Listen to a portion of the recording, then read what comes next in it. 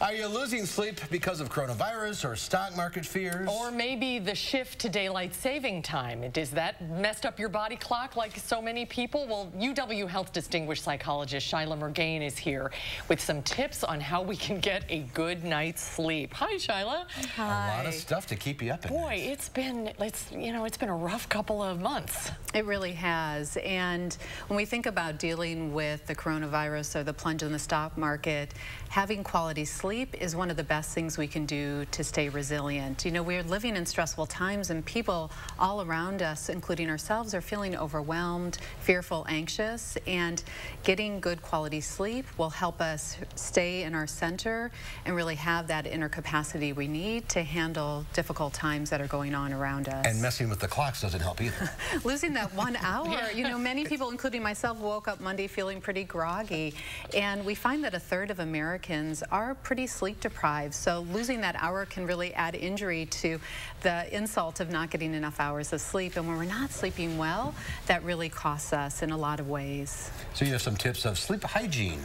So yes, we can think about springing forward with the daylight savings time is a good time to reset our sleep habits.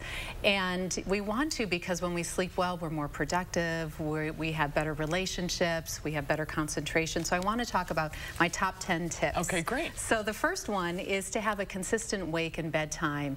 You want to go to bed every day around the same time and then also wake up around the same time each time. Even on the weekends. Try not to vary that too much. All right. The second one is to have a consistent pre-sleep ritual. So think about doing the same thing each night, maybe brushing your teeth, washing your face. My grandpa used to have milk and cookies, so drinking some milk has some tryptophan, and cookies are carbohydrates that can help induce sleep. So try to do the same thing each night. Okay. Number 3, we can think about using the bed only for sleep or sex. We shouldn't be working on our taxes in bed or watching TV in bed. Watch the 10 o'clock channel 3 news in your living room. That should be your ritual before you're going to bed. Yeah. All right, and the environment's important too. Absolutely. We want to create a bedroom sanctuary. It should be dark. It should be quiet. If you have a lot of noise around, use a fan or a white noise machine. And it should also be free of clutter as well. And it should be relatively cool. They say an average of 63 degrees or less. Okay, so you want to avoid stimulating activities, like don't work out close before bedtime? Yep, exercise is great, just not before bedtime. Try not to drink alcohol. You might fall asleep, but it's often you're going to wake up earlier, or when you do wake up, you're going to feel less refreshed. And try to avoid nicotine in general, but especially before bedtime. A lot of people like naps too. They do, and naps are okay, but sometimes people overuse naps. So I always say try to minimize them. If you're going to give a nap, do it 20 minutes or less earlier in the day before 2 p.m. All right. Great. Electronics? Yes, this is one of a big problem. Yes, and the blue light emitted from electronics induce it helps block the natural production of melatonin. So turn off electronics an hour before bedtime and try to keep the environment dark. If you wake up in the middle of the night, don't turn on all the lights. Use a night light. At some point, you can turn off the blue light thing. There's a setting. You can, but still that light coming in is stimulation, kind of mimicking sunlight. Okay, now here's the big one. Don't take your worries to bed. Yeah, people put their head. How in the world do you do that? Yeah, your head's on the pillow and you're worrying about your to-do list.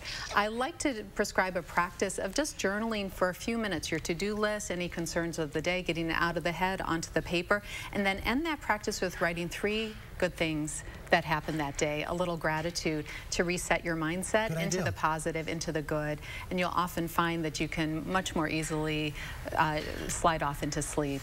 Oh, that's a great idea. And don't just lay there. No, if you're laying there and you can't sleep, sleep physicians really recommend getting out of bed after 20 minutes of laying there and do something relaxing. Don't go on your phone or watch TV, but instead do some reading of a book or magazine. Quickly, number 10? Is to take a warm shower or bath at bedtime. If you can really increase your core body temperature and then go back into a cool room, your core body temperature will slowly cool off during the night to help you have deeper, more restorative sleep. Yep. All good tips all around. Oh, very timely too. Very important. All right, well, I'm going to go take a nap. Thank you. Thanks for being with us today. Great to be here. Thank you.